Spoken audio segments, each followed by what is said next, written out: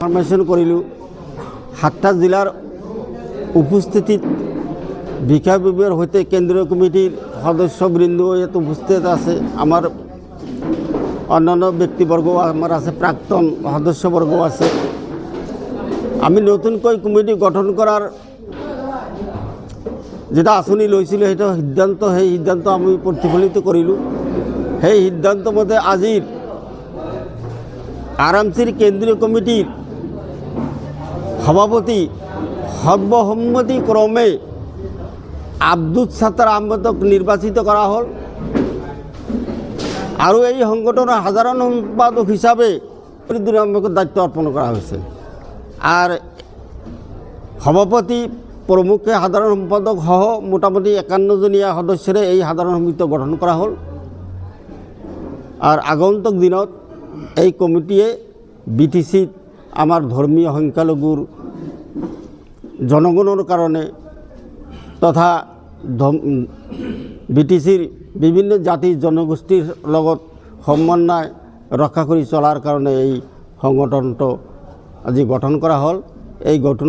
এই সংগঠনটো মূলতে আজিৰ পৰা বহুদিন আগতে প্ৰায় 93 চনৰ 27 আগষ্টত গঠন কৰা হৈছিল। তেতিয়াৰ পৰা এই সংগঠন বিটিসি চলি আছে আৰু আগন্তলৈকে চলি থাকিব।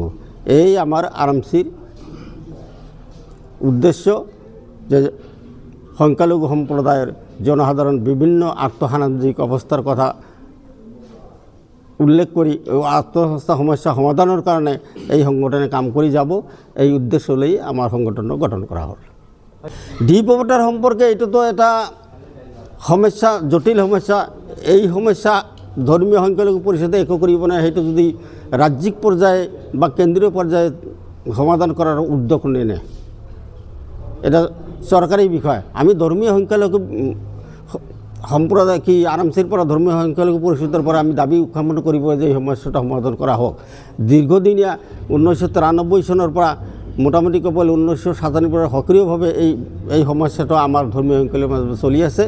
যাতে এই সমস্যাটো ইমান দীৰ্ঘদিনীয়া নকৰি চৰকাৰে যাতে এই সমস্যাটো অতি অনুপৰে সমস্যা সমাধান কৰি উপকাৰ কৰে, এইটোই আমি চৰকাৰক লৈ এই আমাৰ সংগঠনৰ তৰফৰ পৰা অনুৰোধ ৰাখিছোঁ। শৰীৰৰ যিকোনো অসুবিধাৰ সন্মুখীন হৈছে নেকি আপুনি? শাৰীৰিক সমস্যাৰ প্ৰতিকাৰ কেৱল আমি দিম। অভিজ্ঞ চিকিৎসকে দিব সুপৰামৰ্শ। প্ৰতি সপ্তাহত থাকিব বিভিন্ন ৰোগৰ বিশেষজ্ঞ চিকিৎসক।